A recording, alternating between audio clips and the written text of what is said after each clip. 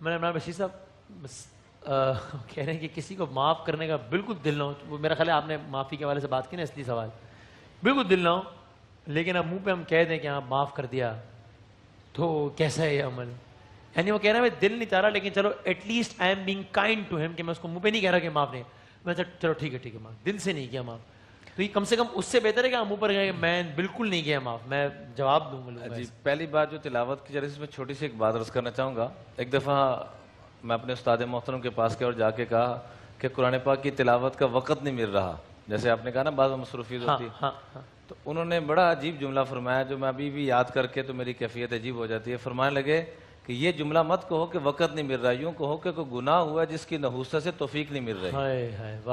تو آج قرآن کے لیے ہمارے پاس وقت نہیں ہے, یہ جملہ کم از کم امت سے یہ ختم ہونا چاہیے. یوں کہیں کہ ہم سے کوئی گناہ ہوا ہے جس کی نحوست کی وجہ سے قرآن جیسے سے محروم ہو گئے تو تلاوت سے.